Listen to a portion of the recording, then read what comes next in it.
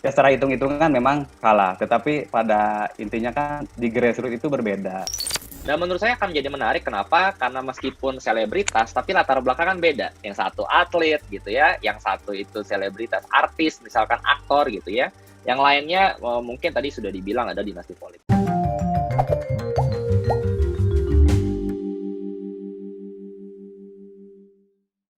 Oke, dalam Pilkada series Babi One on One spesial karena sekarang kita sedang masuk dalam musim Pilkada, saya sudah punya 2 tamu spesial. Ada mantan Kapten Persib yang pastinya nih mukanya sudah sangat familiar bagi para pembaca Babe. Ada Kang Atep, apa kabar Kang? Sehat? Alhamdulillah sehat. Oke, dan juga ada Mas Gani lagi, kembali lagi di Babe One on One. Apa kabar Mas Gani? Baik, apa kabar Keiko? Alhamdulillah baik. Nah ini pengen ngobrol-ngobrol nih karena salah satunya nih Kang Atep, mungkin kalau misalnya kita nyebut Atep Rizal gitu, orang mungkin kepikirannya waktu masih jadi Kapten Persib, Persib gimana gitu. Dan ternyata sekarang loh bannernya ada di ikutan pilkada ini gitu kan. Iya. Nah, kemarin udah ngambil nomor urut juga, sekarang udah masuk masa kampanye dan saya pengen nanya nih karena Kang Atep sebagai atlet yang sekarang terjun ke politik praktis, sebagaimana yang dulu-dulu banyak juga atlet kita yang juga masuk ke politik praktis. Nah, tapi selalu menjadi pertanyaan karena kehadirannya itu dinilai ini sebagai nih token aja gitulah dalam tanda kutip karena popularitasnya tinggi gitu. Jadi dinilai bisa mampu meraup suara lebih banyak karena ketokohannya yang begitu tinggi. Nah, bagaimana pandangan Kang Atep untuk bisa mematahkan cara berpikir seperti itu? Oke, terima kasih Keiko. Sebelumnya saya ingin memperkenalkan diri dulu nih. Saya itu namanya Atep, jadi tidak ada Atep Ahmad Rizal ataupun tidak Atep Rizal ya. Namanya Atep aja sebenarnya. Nah, memang beberapa bulan ini beritanya ramai terutama tentang saya karena ikut kontestasi di pilkada, terutama pilkada Kabupaten Bandung. Ya artinya pasti banyak masyarakat mempertanyakan kenapa dari main bola ke politik kan gitu. Terus punya kemampuan apa gitu, karena orang lapangan terus nanti harus ngurus birokrasi macam-macam lah seperti itu kan gitu. Tetapi itu tadi pada awalnya saya ingin mencoba mengabdikan diri dulu lah. Karena saya untuk sepak bola nih udah nih selama di Persib 10 tahun, bawa juara juga udah. Nah sekarang giliran saatnya saya mengabdikan diri di Kabupaten Bandung gitu. Artinya ada sisi lain yang ingin saya kembangkan. Salah satunya di bidang olahraganya, kan memang background saya kan olahraga, atlet ataupun atlet sepak bola. Artinya di sini sisi saya ingin mengembangkan bahwa olahraga di Kabupaten Bandung ini harus bisa bersaing di level tertinggi di Indonesia. Bukan hanya sepak bola ya, tetapi cabang-cabang yang lain. Karena kita tahu partnernya begitu banyak gitu. Nah, itu yang ingin nanti saya buktikan. Oke, mungkin dari Mas Gani, dari kacamata pemilih gitu, gimana sih ketika orang melihat seseorang ini sebagai atlet gitu dan sekarang harus mengubah wajahnya menjadi seorang politikus, walaupun tadi Kang Atep bilang yang visi dan misi yang tetap dia bawa ini tetap berhubungan dengan kemajuan sepak bola khususnya di Kabupaten Bandung. Gimana sih cara dari pemikiran seorang pemilih gitu untuk melihat seorang atlet bisa dianggap serius jadi seorang politikus?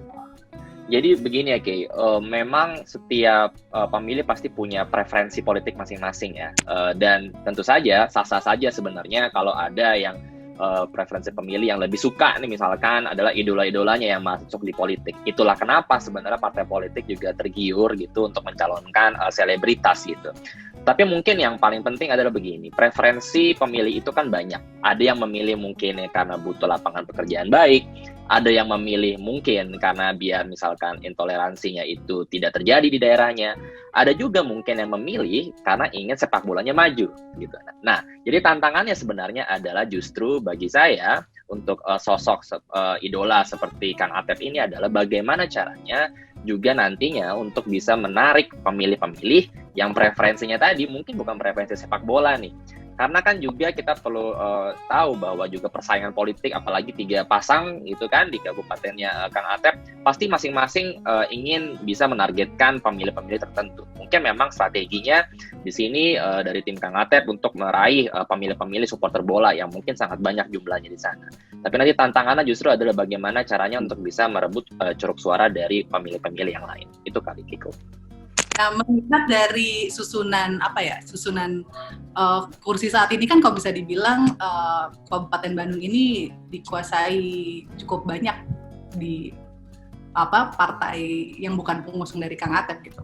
Kang Atep sendiri melihatnya seperti apa sih gitu? Percaya diri nggak dengan didukung dua partai sementara saingnya ini didukung dengan partai politik yang kuantitasnya jauh lebih banyak dan jumlah kursinya juga lebih banyak gitu kalau kita lihat di DPRD Kabupaten.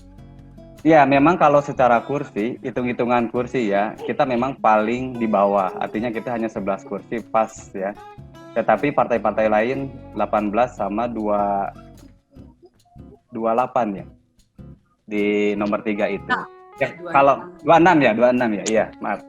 Ya secara hitung-hitungan memang kalah, tetapi pada intinya kan di grassroots itu berbeda. Makanya saya lebih banyak turun di grassroots agar ketemu dengan masyarakat. Memang seperti itu, karena kita sadar bahwa kalau hitung-hitungan kursi kita kalah, tetapi saya mendapat respon baik dari masyarakat, itu yang membuat saya optimis gitu, karena saya turun langsung. Nah, Gani, kalau kita lihat di konsentrasi di Kabupaten Bandung ini kan susunannya ini cukup menarik gitu, lengkap gitu. Ada dari keluarga petahana, terus ada Kang Atep yang kita tahu atlet dengan nama yang besar dan juga pendukung grassroots yang juga cukup besar, dan satu lagi kita juga punya Kang Sahrul gitu, seorang bintang sinetron. Ini ngelihat duelnya ini seperti apa sih, Gani? Sebenarnya yang menarik ya dari Kabupaten Bandung ini adalah cerminan politik kita saat ini, Keiko. Di mana yang tadi sudah disebutkan latar belakang misalkan selebritas, artis, ada misalkan politik dinasti juga gitu ya, sekarang orang-orang pada perbincangkan, semuanya ada jadi satu. Nah ini jadi menarik sebenarnya bahwa ternyata memang apapun partai politiknya sebenarnya masing-masing mencerminkan ya situasi kita saat ini. Nah tetapi yang menarik Keiko soal selebritas menjadi kepala daerah atau dalam politik Indonesia ini berbeda dengan misalkan kalau artis itu masuk di DPR. Karena itu kan sudah biasa tuh, artis-artis, selebritas masuk ke DPR jadi anggota dewan. Nah, biasanya tugas anggota dewan yang kita tahu membuat undang-undang. Sedangkan kalau selebritas ini dia menjadi kepala daerah, dalam konteks impact yang bisa dikasih ke masyarakatnya tentu saja akan lebih besar atau langsung. Ketika misalkan kita di parlemen terlalu banyak pesaingnya, jadi mungkin kalau kita lihat dalam komposisi nggak terlalu banyak juga sebenarnya yang lolos dalam parlemen gitu, yang latar belakang selebritas. Tetapi ini menjadi lebih menarik bagi saya ketika maju di pilkada. Kenapa? Karena tadi persaingannya lebih sempit gitu, 1, 2 calon, 3 calon gitu, dan mereka bisa punya tantangan langsung memberikan pelayanan publik gitu ketika mereka terpilih. Tadi seperti yang Gani bilang bahwa di Kabupaten Bandung ini bisa dibilang pilkadanya paket lengkap. Ada unsur dinasti politik, ada bintang sepak bola, dan juga ada selebriti gitu. Nah, apa yang harus digarisbawahi dan mungkin yang harus diperhatikan bagi calon pemilih nantinya gitu dengan adanya banyaknya variasi para peserta pilkada yang ikut bertarung di pilkada Kabupaten Bandung?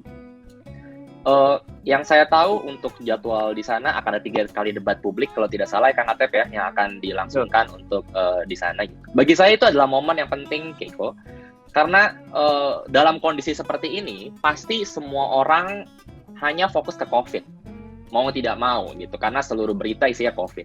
Karena itu debat itu harus dimanfaatkan untuk memberikan platform-platform kebijakan apa sebenarnya yang ditawarkan. Dan menurut saya akan menjadi menarik, kenapa? Karena meskipun selebritas, tapi latar belakang kan beda. Yang satu atlet gitu ya, yang satu itu selebritas, artis, misalkan aktor gitu ya.